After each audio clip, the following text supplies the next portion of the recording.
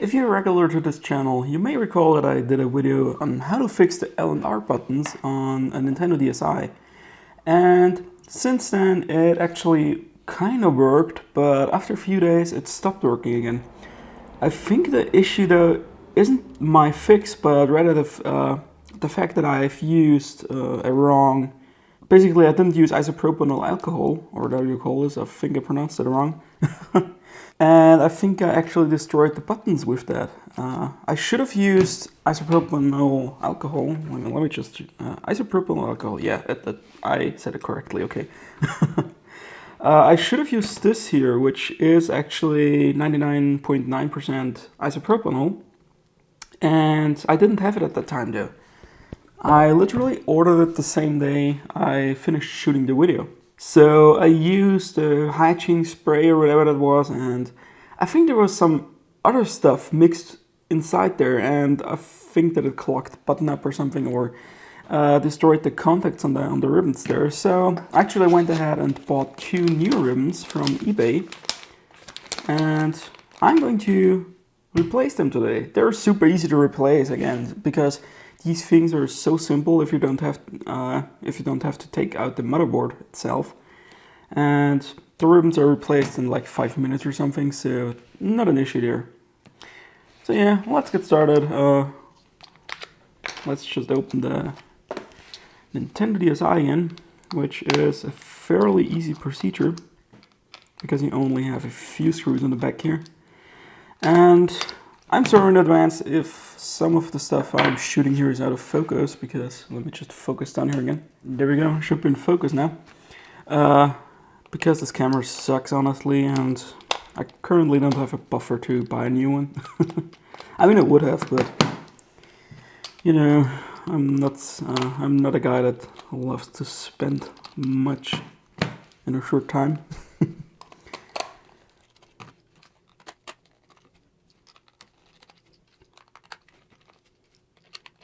There we go, last screw. And we can take it apart again. I think I have to remove the SD card first though. I mean, you don't have to, because it will come out of the ribbon later on. So let's open the back here again. You may have to lever it out again a little bit here, like I did in my previous video. But nothing you can't do with your fingernail a little bit here. And there we go. Be careful again, because there's a ribbon connector there and it just fell off on itself, so that's kind of handy. Next thing you have to do is just remove all the visible screws in here, which isn't that hard either.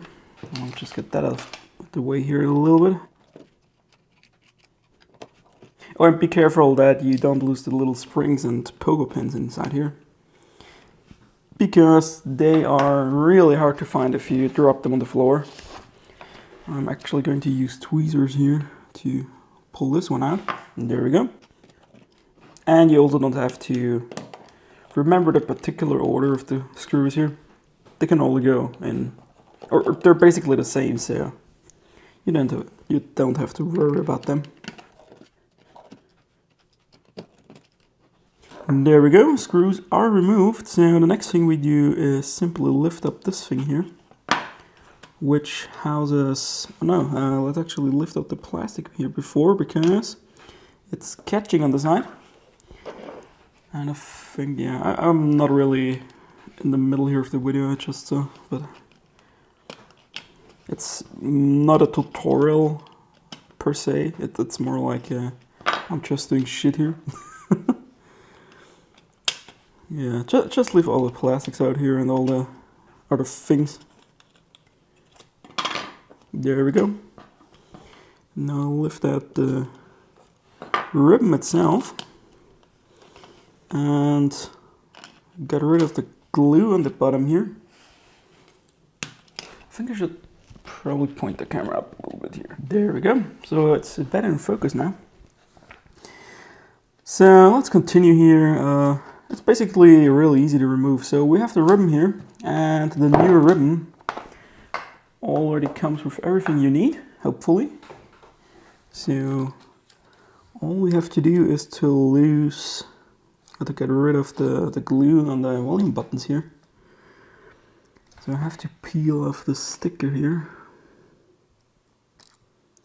which is not as easy because it's really stuck down there.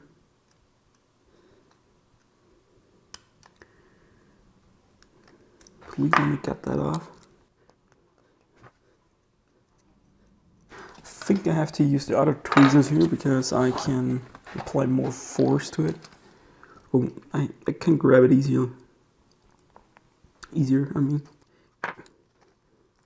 There we go, sticker removed. Or shielding sticker, whatever it is, removed. Now let's peel up on this thing here, and on the volume connector, let's just try and gently peel here. Not too much force, there we go. So now we have the ribbon and the shielding for the battery separate. So let's get the new ribbon here. And let's try and attach it. I'm not sure if it comes with glue pre-installed. No, it doesn't. So maybe I can reuse the old glue. Yeah, that should be enough. The old glue should be more than enough for this, hopefully. So let's try and stick this on this time. There we go, sticker is reattached too. Okay, so let's try and route this cable through again here, hopefully. And I have to bend this down a little bit after after I'm finished here. So this is a completely new ribbon now, and you basically have to bend it yourself. And I kind of have to look it up how they did it here, like this. So the old one was kind of placed like this here, and so the ribbon goes under it first, so like this, probably, and it was folded like this here. Wow, that's a little complicated. So it was folded directly on the 90-degree turn here. So let's try and do this. It was folded up here, like this. There we go. I folded it now. And then it was folded over again, directly by the connector. So let's do this too. There we go. And after that it was just folded up like this. No? Not? Oh, it was folded under like this. Okay, so let's try and get this correct again here. Yeah, it's not as easy. It's not as easy as it seems, actually. But then again, this is just a ribbon connector. I mean, not much can go wrong, actually. If you're not cutting it or something, or bending it dozens of times, it shouldn't even break. Yeah, the hardest part is actually folding this thing. Believe it or not. I mean, do I even have to fold it? Like, can I just push it in somehow like this? I think you don't even have to fold it, really. You just have to make sure that the connector is connected and shove the cable somehow in there. I'll just do that, actually. I may stick down this ribbon part here, so it won't get into my way again. I do have some tape. Yes, I do. Well, let's stick this down here.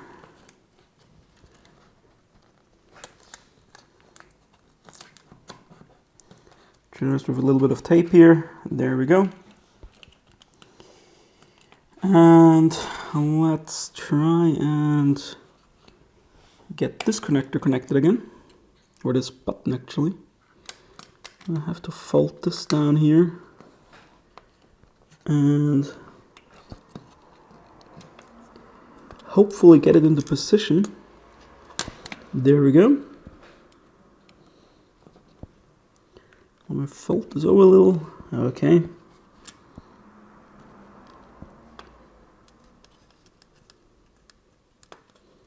It's not perfect though, like...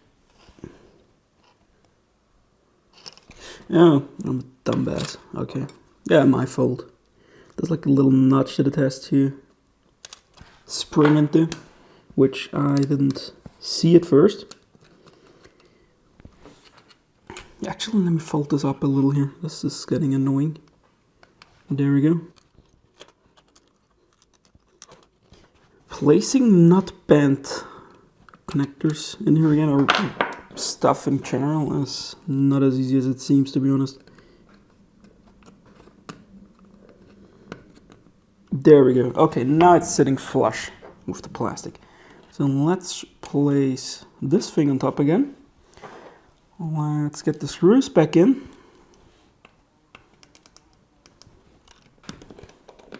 So it will hold itself down again.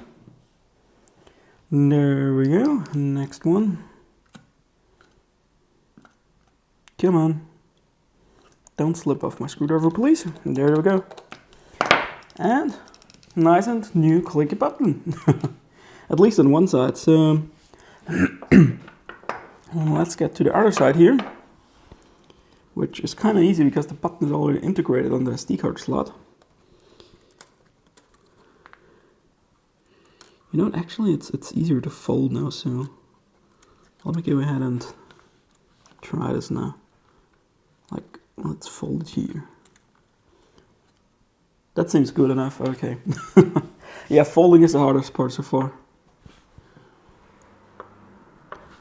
Let's not lose the spring here. There we go. Let's replace the pogo pin in here.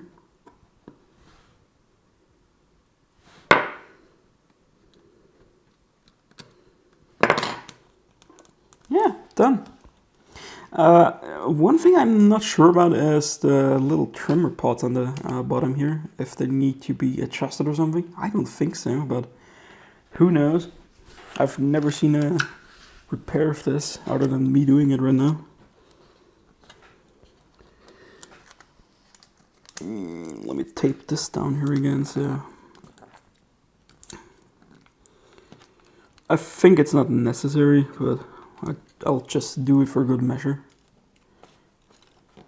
I hope these buttons work for a few years again, because I don't want to replace them in a few months or days even.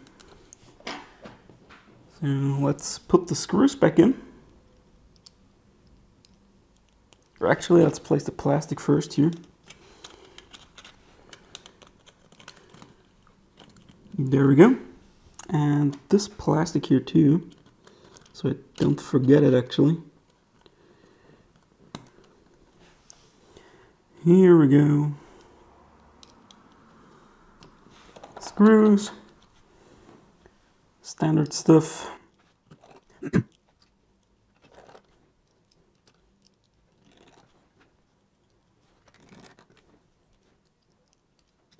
Screws are back in now, and let's try and close this thing up now. So, everything's working perfectly. Buttons are nice and clicky.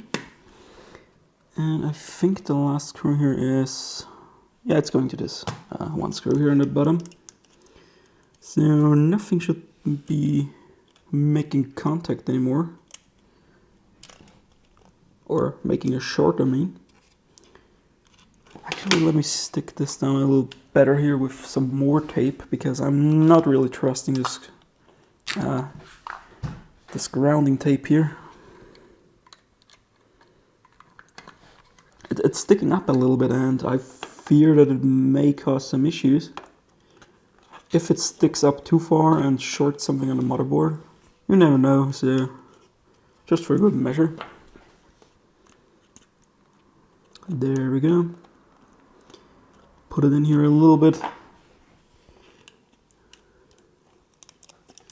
Okay, so let's reconnect it and actually test it.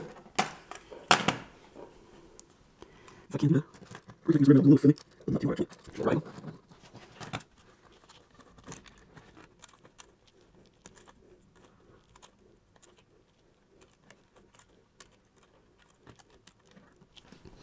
There we go. It's connected again, and let's test it now. Okay, it just clips really. You need a little bit of force to clip it back together. So let's put the battery back in, and let's see if it actually works now. Well, let me hide the top screen here because I don't know what picture she has here. Yeah. So let me hide it like this here. And how can you, I think it was selected, yeah. Brightness is selected and volume up, so let's try it now. R works perfectly fine, better than before. And let's use L now. There we go, works perfectly. So, yeah, that's me here. So, this replacement was a success, and it wasn't that hard actually after you figure out how stuff goes together and how you have to bend the ribbon. So I would say it's a 10 to 15 minute replacement procedure without making a video, of course. So yeah, this was a total success, and I'm happy that it works now, because now I can do it on my black DSi again and have a working DSi for the next few years. And since Ubipone came out yesterday for the European DSIs, I'm super happy to hack these things, and yeah, awesome. Thanks for watching this video. Leave a like if you liked it, leave a dislike if you didn't like this video, but please remember to leave a comment down below so you can tell me what I can improve in the future, and yeah, and just in general why you left the downvote. Also, I'm always happy about comments, as I already told you down below, so leave a comment if you want, and if you have any questions I will gladly answer them, as far as I can at least, down below. So have a nice day, and I hope you enjoyed watching this video.